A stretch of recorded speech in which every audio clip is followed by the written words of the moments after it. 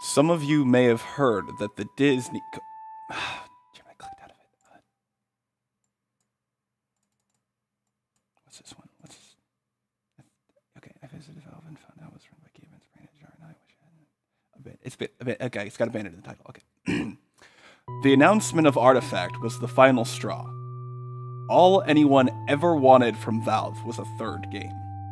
Left 4 Dead 3, Portal 3, and the holy grail of gaming, Half-Life 3, were what we had been expecting to hear about when the gaming world heard that Valve was coming in to talk about a new game. Then we got Artifact, just a Dota card game thing that no one even asked for to begin with. I had to do something about this, so I took it upon myself to visit Valve's main office in Washington. When I pulled up to the place and parked in the mostly full parking lot, I noticed it didn't really look like the pictures I'd seen. However, there was a big sign bearing the company's logo atop the building, so I figured it was the right place. People were walking around inside, busy with whatever people do at Valve. I opened the door and walked up to the receptionist, clearing my throat to announce my presence. He didn't look up from his computer, just continued typing away on the keyboard. "Excuse me," I said, making sure I was definitely loud enough to be heard. He still kept at whatever he was doing at the computer. I began to get angry and contemplating hitting him, but I could tell he was stronger for me from his tight red shirt, and since his light brown hair had cool guy spikes in it, he definitely seemed like the type who'd hit me back harder. I contemplated yelling one more time, or possibly just slipping past him, when I noticed a little call bell on the counter in the front of the reception's desk, with the note that read, "Ring for help." I gave it a ring. "Hello there," the man said in a cheery voice, catching me off guard. "Oh, so I have to ring the bell," I said, annoyed. "Really?" "What can I do for you today?" the man continued. I cleared my voice and spoke confidently. "I'd like to speak to someone in charge here," I said. "Someone important." "Sorry," the man replied, "but I'm afraid you'll have to come back another day." The man immediately went back to the computer. "Hey," I said, "it doesn't look that busy." The man continued to ignore me. I cursed the man out under my breath and considered ringing the bell again when I had an idea. I walked toward the door and opened it, watching the receptionist to make sure he wasn't looking. Then I let the door close and crouched to the floor beneath the view of a desk. I crawled over to the desk and slipped behind the man into the door behind him. I entered a room of empty cubicles that was filled with the noise of keyboards typing. All the computers at the cubicles were on, each showing a different website from what I could tell.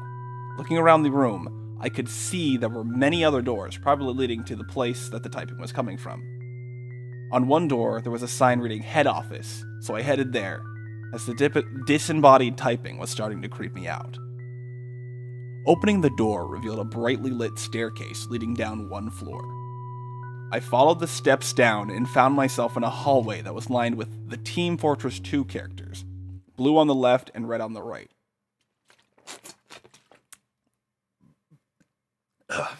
Jeez. As I made my way down the hallway, I passed each pair. First was Scout, then Soldier, then Pyro, then Demo Man, then Heavy, then Engineer, then Medic, then Sniper, then Spy. Each one seeming to watch as I passed towards the darker end of the hall near a door. The door had no markings, but I figured it was whoever's office this was. Hopefully Gabe Newell himself. I didn't want to be immediately kicked out, so I decided to sneak in.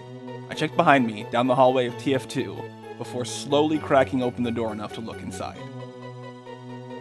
Inside, I saw a dark room with a single shining light over the top of a figure in the darkness. Just as I was about to open the door the rest of the way, a small platform raised out of the ground, and the dark room suddenly became full of light. Resting on the small platform was a jar with a camera attached to each side. I couldn't see inside the jar as the light didn't seem to penetrate the glass. In the light, I was able to see the figure as well. It was a man that was tied to a beam in the center of the room. The man was in a red shirt and had light brown hair. I almost didn't recognize that he was the receptionist without the spikes. Surrounding the man was all manner of specific equipment that I could only guess the purpose for. The receptionist struggled against his bonds fruitlessly, and then a bunch of suction cup-like objects appeared from the science stuff and attached to the man's body. He screamed out to me, and He screamed out in pain. "Oh God, why?" he cried out. "Why have you abandoned me?" A voice that seemed to resonate throughout the room answered him in garbled robotic speech that felt oddly human. "There is no God," it spoke. "Only Gabos." A light lit the inside of the jar, showing a human brain floating inside a strange liquid. Then the platform rotated until its cameras pointed at me. I slammed the door shut and turned around. A puff of air hit me in the face on turning around, causing me to be able to see or breathe for a moment. When my vision returned, the cardboard cutouts had all turned to face me, their colors now warped into some sort of almost negative palette. I bolted up the stairs, and just before the door back to the lobby, I tripped over my feet, tumbling onto the floor. I quickly turned my body to face the way it came from and found the door to the head office was closed. I stood up and noticed that the typing noise was gone, and all the screens of the computers in the room had Gabe Newell's face on it in front of a black background. I quickly walked back out into the lobby again, once again finding myself behind the receptionist's desk.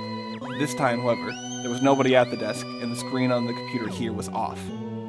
I went around the desk and made my way to the door.